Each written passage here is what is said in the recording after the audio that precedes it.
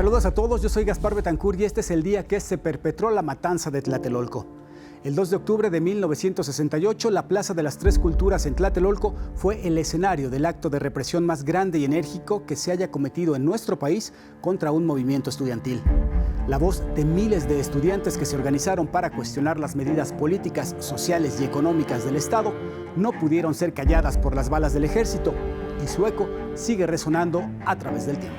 Los eventos registrados el 2 de octubre de 1968 en la capital mexicana fueron consecuencia de una serie de hechos que llevaron a los alumnos de diferentes instituciones a unirse y a realizar diversas movilizaciones.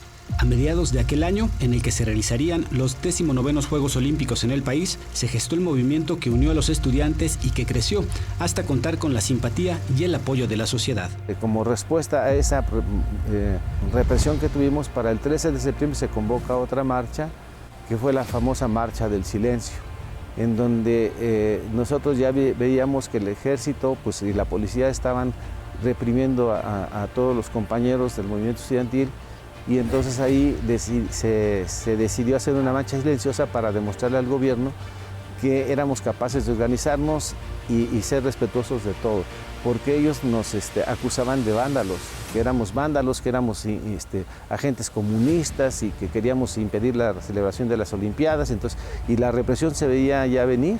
Entonces el ejército ya tenía tomado Zacatenco, Ciudad Universitaria, que eran las principales escuelas que estaban a la vanguardia del movimiento de 68.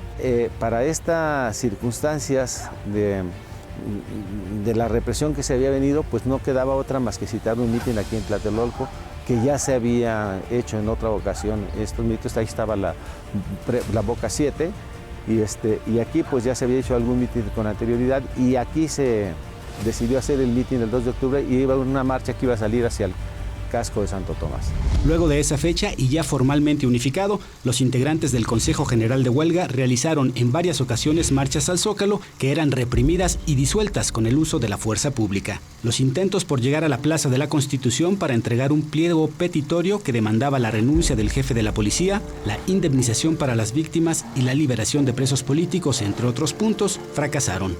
Los actos de violencia y la participación del ejército aumentó. Se estaba hablando la compañera Metocleya y empezaron a rondar los helicópteros, y entonces cayeron las bengalas, las 3 bengalas, ¿verdad?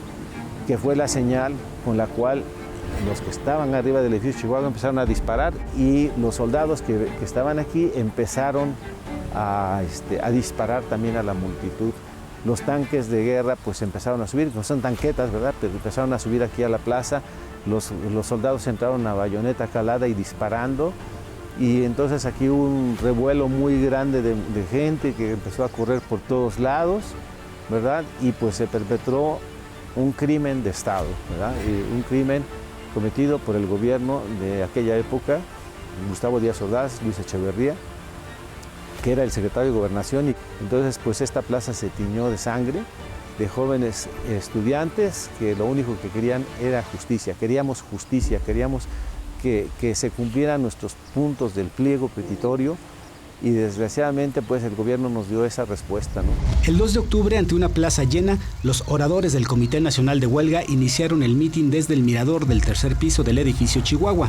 El corte de cabello, la forma de andar, entre otros detalles, delataban a los militares que rodeaban la plaza, y en las azoteas de algunos edificios, los elementos del Batallón Olimpia esperaban la señal. Nosotros lo que queremos es una justicia, y no es que nos deje un mal sabor de boca, sino lo que nos deja es una idea clara de que el Estado mexicano no tiene ninguna intención de castigar a los responsables de este crimen de Estado. ¿Por qué? Porque de haberlo querido, desde que se creó la Fiscalía Especial de los Movimientos Políticos del pasado, y se hubiera seguido el proceso como debe de ser, y los jueces hubieran trabajado conforme a las normas del derecho internacional, Luis Echeverría debió haber sido condenado por el delito de genocidio. A la violenta irrupción de los militares siguió la persecución, la búsqueda de estudiantes en edificios aledaños a la plaza, su captura y traslado a cárceles clandestinas en el Campo Militar 1. Al día de hoy, no hay una cifra oficial de muertos. Los nombres de las víctimas que se pudieron identificar yacen en el memorial La Estela de Tlatelolco, erigido en la plaza. A 54 años de la masacre, las movilizaciones que desde 1973 se hacen anualmente para recordar que el 2 de octubre no se olvida, para pedir castigo a los culpables y que aún hay temas sin resolver, continúan. La conmemoración del 2 de octubre, desde que la iniciamos hasta ahora, siempre y en todo momento y en todas las manifestaciones, siempre se nutre de una gran masa estudiantil que viene y participa en la conmemoración, sino que están planteándose ya también, como lo hizo el 68, cosas que no eran de su ámbito estudiantil. El movimiento 68 no luchó por cuestiones académicas y los jóvenes de ahora están rebasando las cuestiones académicas y empezando a plantear cuestiones de justicia, como el caso de los 43 de Ayotzinapa. Entonces ellos están de alguna manera en la misma línea de lucha por la justicia y en contra de la impunidad del Estado. Pues el Estado, estamos en un México en que reina la impunidad, en que no se castiga a los culpables de esto. ¿Y cuál es la importancia de que se les castigue? Pues la importancia de que se les castigue es para que no haya repetición de estos hechos en el futuro, que no vuelva a haber otro 2 de octubre, que no vuelva a haber otros 43 desaparecidos. Y esto es por lo cual luchamos ahora conjuntamente con los jóvenes. En el caso de otra perspectiva, la militarización. La militarización es algo que nos une a los jóvenes de ahora y a la generación de 68, porque nosotros siempre hemos combatido pues, que el ejército reprima al pueblo, ¿verdad? La deuda de los gobiernos para impartir justicia, los continuos casos de represión y abuso de la fuerza hacia estudiantes de diferentes épocas y lugares hacen que sus demandas por justicia los hermanen con los sobrevivientes del 2 de octubre. El movimiento tuvo como detonante el ataque de los granaderos a la Vocacional 5 debido a un pleito que había de algunos grupos estudiantiles de la Isaac Ochoterena y de la Boca 5. Entonces entró la policía, los granaderos, y golpearon estudiantes, maestros y a todo el mundo. Entonces, como respuesta a esa represión,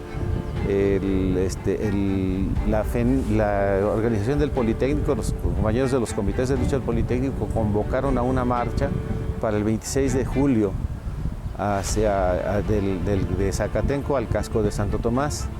En esa marcha, cuando se llegó al casco de Santo Tomás, ahí en el Carrillón, se establecieron los primeros puntos del pliego petitorio, que era pues indemnización a los familiares de los estudiantes lesionados y algunos muertos que ya hubo ahí.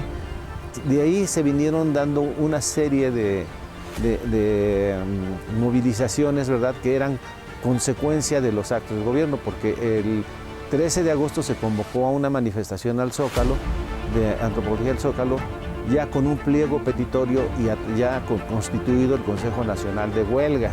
Desde el inicio de la guerra contra el crimen organizado que sacó al ejército a las calles, se han registrado constantes violaciones a los derechos humanos, miles de desapariciones y un promedio de 35,000 muertes al año, según datos del mismo gobierno, volviendo uno de los temas que más duelen y que unen a generaciones en demanda de justicia.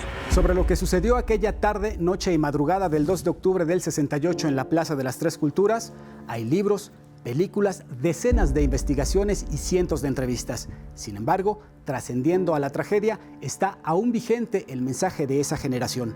A 54 años, el grito de justicia sigue vivo en la voz de las nuevas generaciones.